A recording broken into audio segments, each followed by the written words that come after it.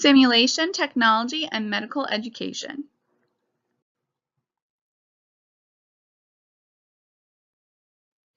Inanimate objects and live animals have been used as simulators to test theories and practices of medical techniques throughout history.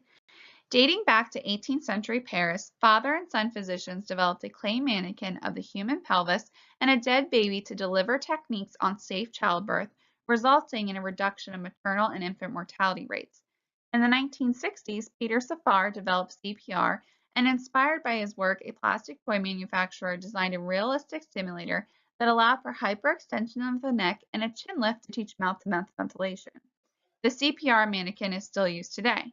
In 1968, Dr. Michael Gordon presented the cardiology patient simulator at the American Heart Association scientific sessions.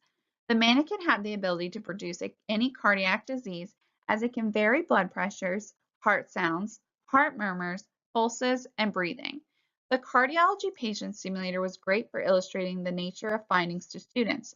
These simulations were the stepping stones of today's technology, realistic environments developed through virtual reality. The use of medical simulation technology is an important health information technology solution in the delivery of healthcare.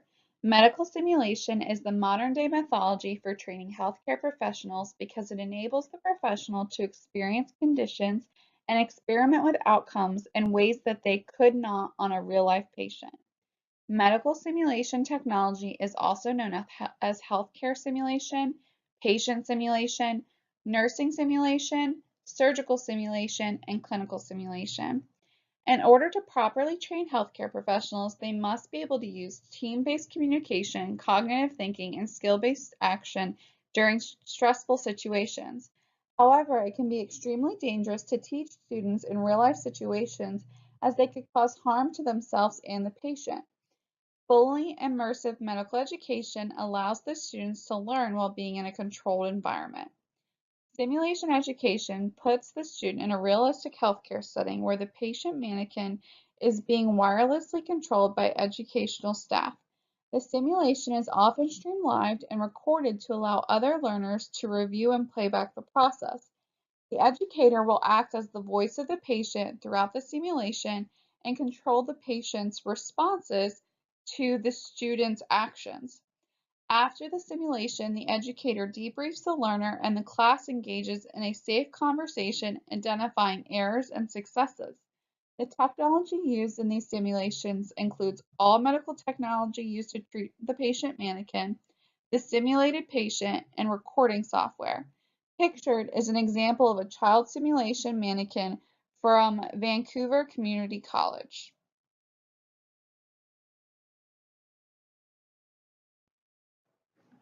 Medical simulation uses technology to educate and train individuals in medical fields within various industries. The use of simulators addresses many issues because they can be readily available at any time and can reproduce a wide variety of clinical conditions on demand. Medical simulation allows for experimental learning that is needed by every healthcare professional, but cannot always engage in during real-life patient care. Healthcare leaders enjoy this type of technology because it gives them the ability to train individuals on all things.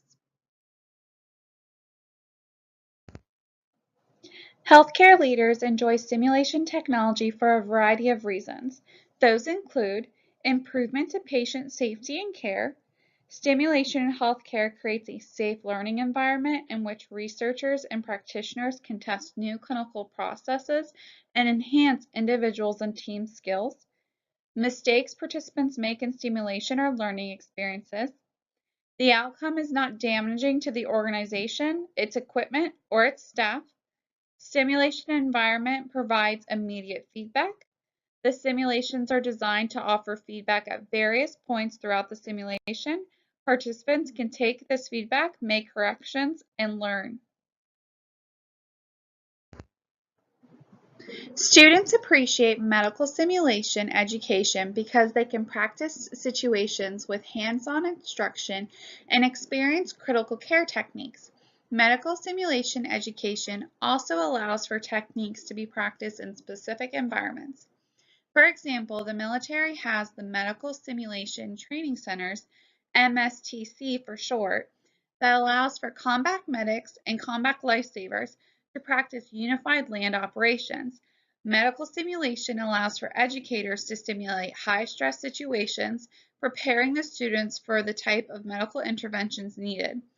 The MSTC mannequin specifically focuses on saving soldiers from the three main preventable causes of death on the battlefield, which are hemorrhaging, airway compromise, and tension pneumothorax. The students' skill sets are increased through medical simulation, and they are more prepared to care for patients. Overall, students enjoy medical simulation education for the following reasons. The technology allows students to repetitively practice essential skills. The simulated patient is realistic and students can discuss their responses with other students, sharing experiences of what they encountered. Students can practice high-risk scenarios they may not be ready to respond to in an actual real clinical setting as frequently as needed. Students can be more than observers as they learn. They can observe the necessary skills and have hands-on experience to confidently succeed during real-life scenarios.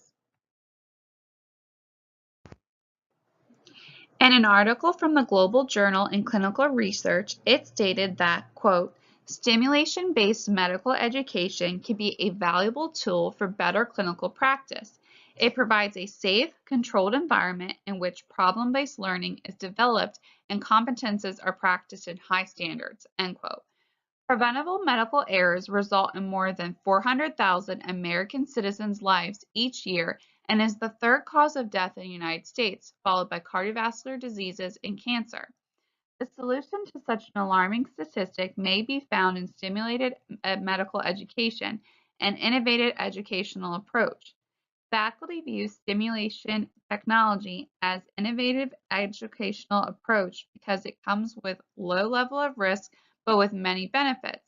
Simulation is highly promoted as a teaching method to prepare health staff with a continuum of care practices in our current complex healthcare environment. Faculty enjoy simulation technology for a variety of reasons. First, they have the opportunity to practice new techniques in a real-life environment without real-life risks and consequences. Faculty are concerned with ensuring safety and minimizing risk. Simulation allows them to expand their skills without putting a risk to their patients. Additionally, the success rates of simulation technology are high. Statistics shows that providers who use simulation technology experience adoption rates of up to 70% higher compared to traditional training approaches. Simulation technology ensures that education is always relevant and prioritized. Simulation technology has been used to solve business problems in medical education. Simulation-based medical education can be a platform for learning to mitigate ethical tensions and resolve practical dilemmas. Medical simulation allows for the acquisition of clinical skills through deliberate practice rather than apprentice style of learning. It is also serving as an alternative tool for real patients. Simulation-based training techniques, tools, and strategies can be applied in designing structured learning experiences, as well as be used as a measurement tool linked to targeted teamwork competencies and learning objectives. Services are delivered through an array of settings. Simulation-based learning is applied widely in the aviation industry, anesthesiology, as well as in the military. Aviation and aerospace industries have been using simulation as a teaching tool for many years. Simulation is used in education and training in a variety of high-risk professions and disciplines, including the military, commercial airlines, nuclear power plants, business, and medicine.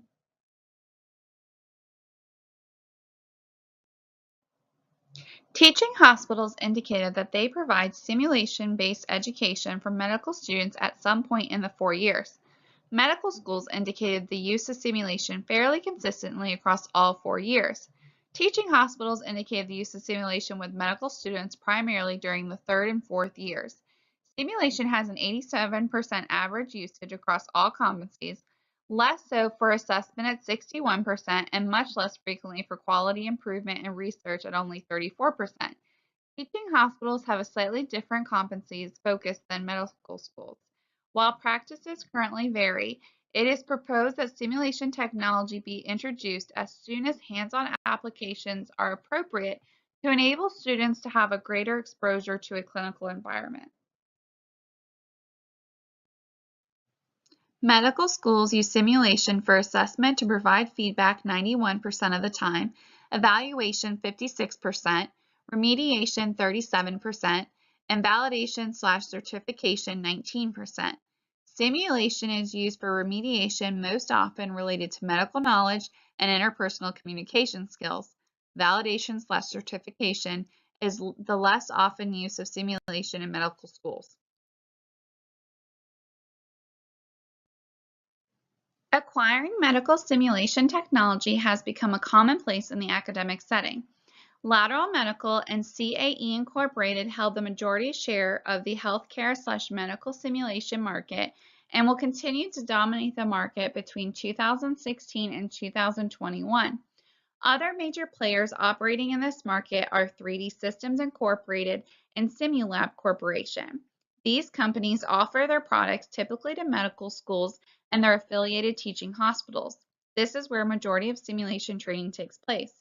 Operating budgets for institutions that utilize this technology is relatively modest, at roughly $500,000 per year, excluding administrative staffing costs. Funds to operate these programs can come from medical schools themselves, grants and foundations, or a combination of the two.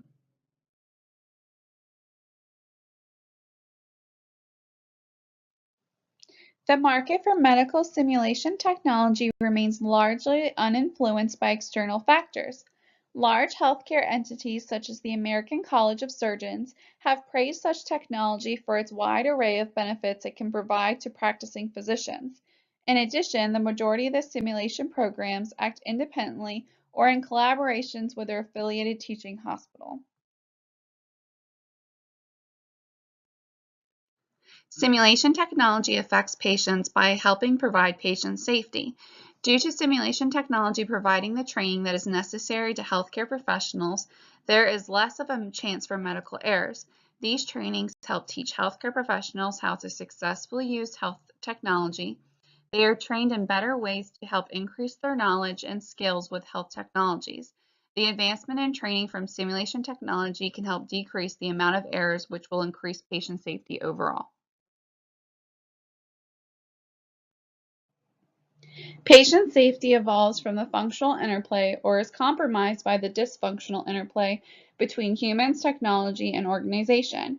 Previous research in modeling technology-induced errors in healthcare has focused on modeling the spread of propaganda of error arising as a result of technology-induced error. The FDA has specifically promoted safety in medical device use through their Human Factors program. They define human factors as the study of how people use technology and state that, quote, human factors engineering helps improve human performance and reduce the risks associated with the use of error, end quote. An important component of systems that ensure the safety of patients in a hospital setting is the interface between humans and technology in a hospital setting. Simulation can be a powerful tool to diagnose deficiencies in hospital response systems and in understanding problems related to the use of medical technology. The use of simulation technology in medical education is important in the delivery of healthcare. Education is where healthcare professionals teach students the necessary skills to be the healthcare professionals of tomorrow. Simulation technology is important as it allows for the students to train while not putting the patients at risk. They can repeatedly practice their techniques without needing a patient with those conditions for that specific technique. Plus, healthcare educators can develop a variety of simulated environments, preparing the students for responding to unpredictable factors in a stressful environment. Additionally, the delivery of education can be recorded and allow the students and their peers to review the recording. This allows for self-realization of needed measures of improvement that would be missed in the moment. Overall, stimulation technology allows for safe, hands-on education improving patient care.